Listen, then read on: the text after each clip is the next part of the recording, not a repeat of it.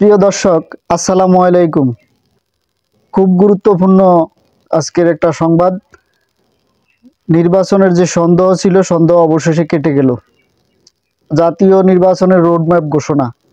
আসন্ন জাতীয় সংসদ নির্বাচনে পূর্ণাঙ্গ রোডম্যাপ প্রকাশ করেছে নির্বাচন কমিশন ইসি।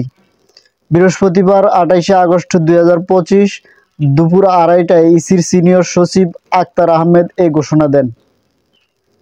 24 দফা কর্মপরিকল্পনা। ইসি জানিয়েছে, ভোট গ্রহণ প্রক্রিয়ায় নির্বিঘ্ন করতে মোট 24টি দফার কর্মপরিকল্পনা নেওয়া হয়েছে। এর আওতায় থাকবে ভোট কেন্দ্রের তালিকা ও নিরাপত্তা পরিকল্পনা, প্রার্থীদের মনোনয়ন যাচাই ও বাছাই, রাজনৈতিক দলগুলোর সঙ্গে পরামর্শ সভা, নির্বাচনী আচরণবিধি প্রয়োগ, গণমাধ্যম ও পর্যবেক্ষক নিবন্ধন, আইন শৃঙ্খলা বাহিনীর প্রস্তুতি। প্রিয় দর্শক, নির্বাচন নিয়ে যে সন্দেহের একটা জায়গা ছিল যে নির্বাচন আসলে কি সামনে কি রোডম্যাপ ঘোষণা করবে কি করবে না, অবশেষে সেই সন্দেহের অবকাশ হয়ে গেল। নির্বাচনের রোডম্যাপ ঘোষণা করলেন। রাজনৈতিক দলগুলোর সঙ্গে আলোচনা।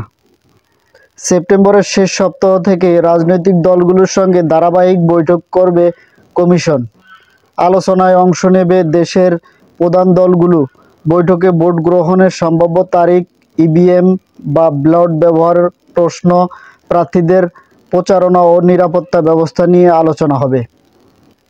ইসি আশা করছে সব রাজনৈতিক দল আলোচনায় অংশ নিয়ে সমঝোতায় পৌঁছাবে। ভোটার তালিকা। ইসির পরিকল্পনা অনুযায়ী নভেম্বর মাসে প্রকাশ করা হবে চূড়ান্ত ভোটার তালিকা। এতে নতুন ভোটার যুক্ত করা এবং মৃত বা অনুপস্থিত ভোটারদের নাম বাদ দেওয়া হবে।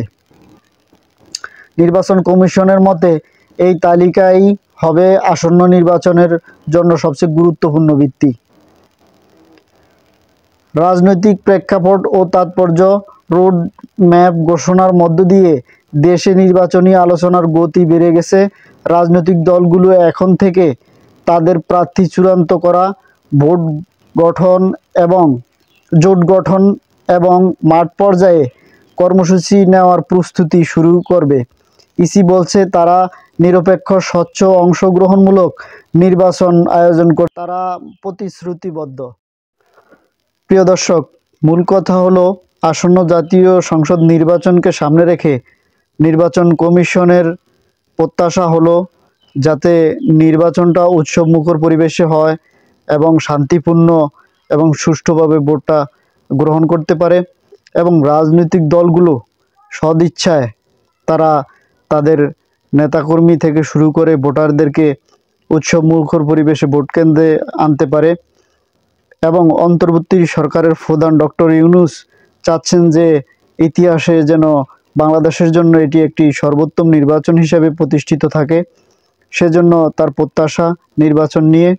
অন্যদিকে রাজনৈতিক দলগুলোর প্রত্যাশা হলো তারা যেন ইতিহাসে এটি একটি অনন্য নজির হিসাবে স্থাপন করতে পারে, যেখানে সকল দলের অংশগ্রহণে এবং শান্তি শৃঙ্খলার মধ্য দিয়ে একটি নির্বাচন অনুষ্ঠিত করতে পারে, এবং পার্সেন্টেজের হার দিক থেকে যেন সর্বোচ্চ একটা পার্সেন্টেজে ভোটাররা অংশগ্রহণ করে।